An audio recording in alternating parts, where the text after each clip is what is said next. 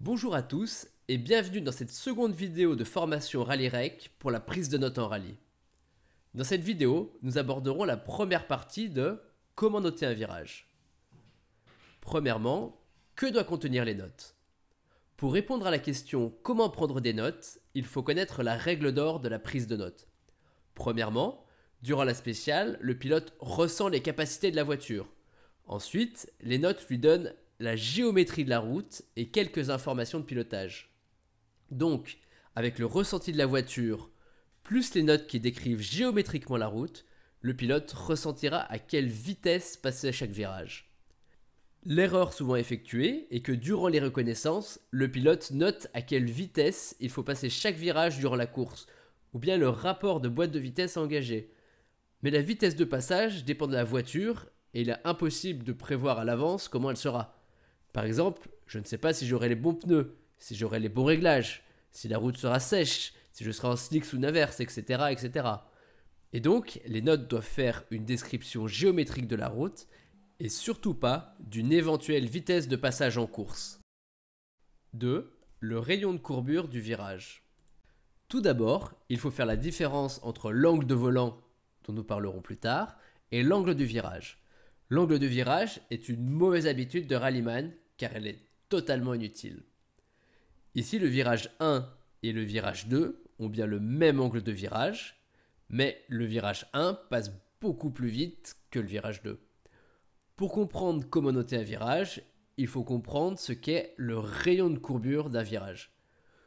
Commençons par regarder le test des cercles, bien connu des constructeurs automobiles. On a une voiture qui roule sur une trajectoire en forme de cercle. Elle peut rouler sur ces deux cercles de rayons, ou plutôt de rayons de courbure, plus ou moins grands. Pour chaque cercle, il y a une vitesse maximum à laquelle la voiture va commencer à dériver. Elle va commencer à sous-virer ou survirer. Plus le cercle est grand, plus il a un grand rayon de courbure, et plus la voiture pourra rouler à une vitesse importante avant de dériver. On imagine facilement que la voiture qui suit le cercle 1 pourra rouler beaucoup plus vite que celle qui suit le cercle 2 avant de commencer à dériver. Maintenant que l'on a illustré ce qu'est le rayon de courbure d'une trajectoire sur une piste d'essai, on va voir ce que représente le rayon de courbure d'un virage sur n'importe quelle route. Chaque virage peut être considéré comme un morceau de cercle avec son propre rayon de courbure. Prenons l'exemple de ce virage, qui est un morceau de cercle avec un rayon de courbure moyen. Et maintenant de cette épingle, qui est un morceau de cercle avec un rayon de courbure faible.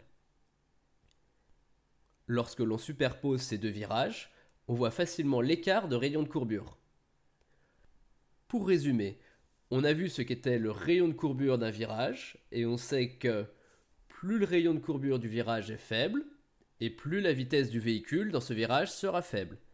Et à l'inverse, plus le rayon de courbure du virage est grand et plus la vitesse du véhicule pourra être importante.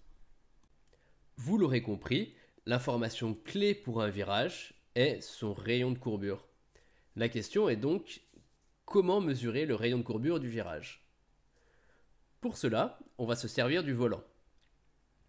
Pour un angle de volant donné, on a un angle de roue qui fait tourner la voiture avec un certain rayon de courbure. Si l'on reprend l'exemple de tout à l'heure avec le test des cercles, lorsque la voiture tourne autour d'un petit cercle, elle aura le volant constamment braqué avec un angle de volant important, et lorsque la voiture tourne autour d'un grand cercle, elle aura le volant constamment braqué avec un angle de volant faible. Certes, je ne vous apprends rien, mais cela met en avant le fait que le volant est un formidable outil pour mesurer le rayon de courbure des virages. Donc, si je colle des numéros sur le volant, on va pouvoir mesurer les différents rayons de courbure des virages. Par exemple, si je colle les numéros de 0 à 7 sur le volant de cette manière, je vais pouvoir mesurer les 8 courbures de virage décrites sur le schéma de gauche. Et donc, lors des reconnaissances, dans un virage, si je tourne le volant de cette manière, je lis au sommet de mon volant que je suis dans un droite 4, et donc le rayon de courbure de ce virage est compris dans la zone verte. Ainsi, en course, quand le copilote annonce un droite 4, le pilote visualisera tout de suite quelle sera la courbure du virage. Et comme il a senti de quoi est capable la voiture, il sentira à quelle vitesse il pourra passer le virage. Une fois de plus, on revient à la règle d'or. Le pilote ressent de quoi est capable la voiture. Les notes lui donnent la géométrie de la route. Le pilote peut donc ressentir à quelle vitesse prendre le virage. Allez, assez d'explications. Voilà un exemple de premier passage de reconnaissance, volontairement simplifié, pour illustrer comment mesurer les virages. Notez que la mesure des distances sera expliquée dans la vidéo « Comment mesurer les distances ». Départ. «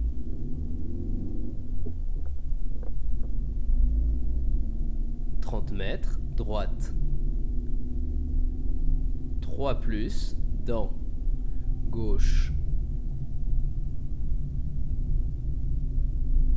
1.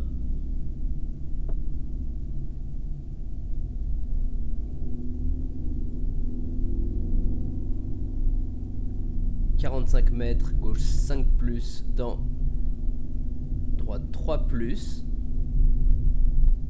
20 mètres, gauche 3 pour, droite 4 sur gauche 5,